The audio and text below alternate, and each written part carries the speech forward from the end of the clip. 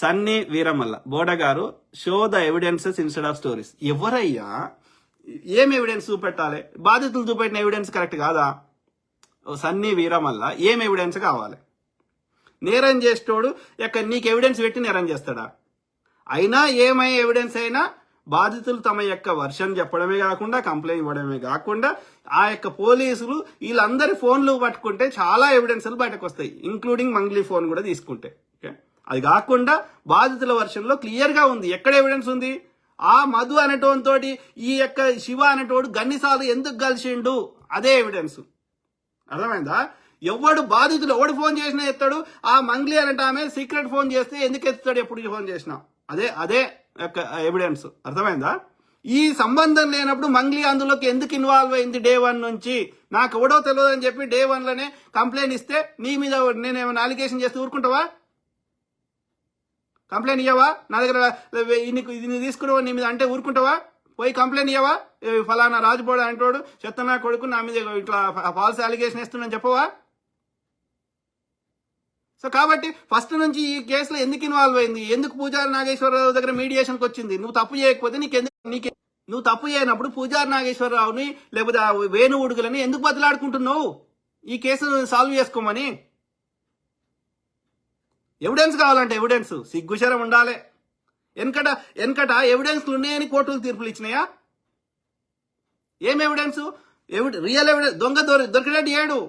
ఇప్పుడు టెక్నాలజీ వచ్చింది, ఫోరెన్సిక్ వచ్చింది కాబట్టి అట్లా ఇట్లా కష్టపడి ఎవిడెన్స్లు తీసుకొచ్చే ప్రయత్నం చేస్తారు వాళ్ళు, ఎన్ని తప్పించుకునే ప్రయత్నం చేసినా. ఎందుకంటే ఇప్పుడు కెమెరా సిస్టమ్ వచ్చింది, ఫింగర్ ప్రింట్ వచ్చింది, అన్ని యొక్క టెక్నాలజీస్ వచ్చినాయి కాబట్టి ఇప్పుడు కొన్ని ఎవిడెన్స్ దొరకక 20 ఏళ్ళ 30 ఏళ్ళే కూడా తర్వాత డిఎన్ఏ ద్వారా ఒక చిన్న ఎవిడెన్స్ దొరికినా, ఎంట్రకనో బొంట్రకనో ఏదైనా దొరికినా, వాళ్ళ స్వెటర్ మీదనో వాళ్ళ షర్ట్ మీదనో ఏదైనా గోర్లో గీర్లో ఏది దొరికినా రక్తమో గోర్ల రక్తమో ఏదైనా దొరికితే దాన్ని బట్టి ఇప్పుడు కొంచెం ఈజీ అయింది ఎవిడెన్స్ దొరకడం. వెనకట ఎవిడెన్స్ ఏడ దొరికిందిరా? ఏముండే ఎవిడెన్స్? నీకు ఫోరెన్సిక్ ఇవి ఏడుండే, కెమెరాలు ఏడుండే, జనాలు చెప్పింది అక్కడ చూసింది, ఆ సర్కమ్స్టాన్షియల్ ఎవిడెన్స్ ఆడ సిచ్యువేషన్ తగ్గట్టుగా చూసింది. వాటిని వెనకట పాత సినిమాలు చూడండి, కోర్టులో ఆర్గ్యుమెంట్లు అయ్యేది కదా. వాడు ఎక్కడో చోట వాడిని మాట్లాడిస్తున్నప్పుడు ఎక్కడో చోట వాడు దొరలేటోడు, వాడు దొరికేది ఎక్కడో చోట.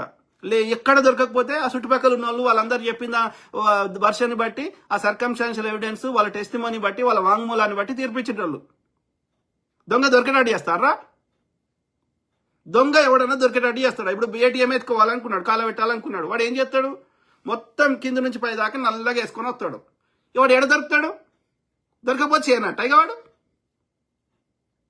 సిగ్గుశరం ఉండాలి మాట్లాడితే. అన్నమే తింటున్నాం కదా, గడ్డి తింటలేం కదా.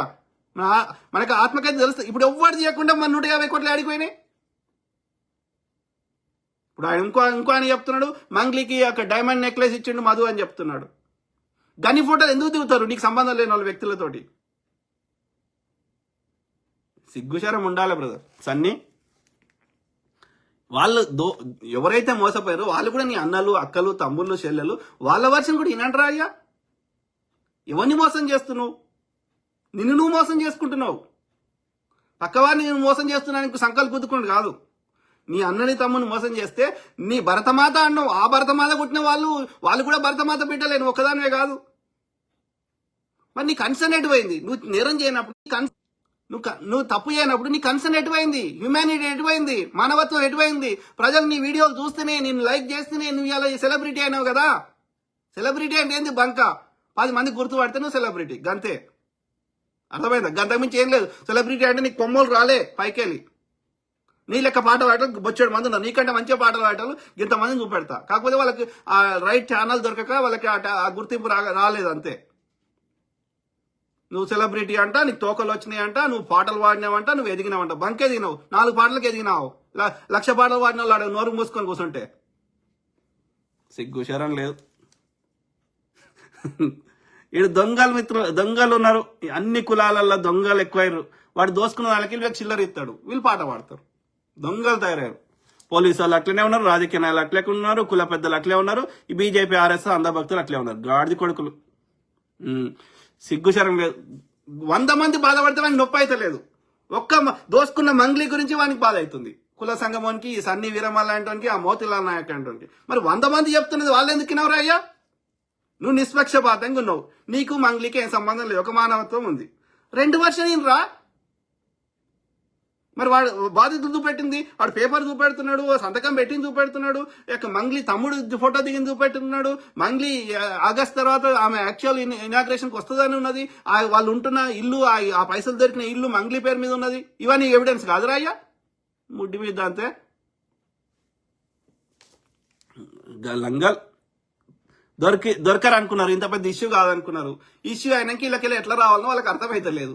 ఎస్పెషల్లీ మంగ్లీకి ఏడుస్తున్నది, బెదిరిస్తున్నది, ఎమోషనల్ బ్లాక్మెయిల్ చేస్తున్నది, కుల పెద్దల్ని వాడుతున్నది, మీడియాను వాడుతుంది. ఎన్ని వాడినా ఆడ ఏది నీ ఇన్వాల్వ్మెంట్ ఉంది అనేది క్లియర్ గా అర్థమవుతుంది. నీది నీ కాబోయే మరిదిది, నీ చెల్లె డైరెక్ట్ లేదు కానీ బట్ మీ తమ్ముంది, మీరు ముగ్గురు అయితే ఉన్నది. ఏది మీ కాబోయే బామ్మరిది శివ, నీ తమ్ముంది, అట్లనే మంగ్లీది, వాళ్ళ చెల్లెది ఆమెది ఎక్కువ లేనట్టు.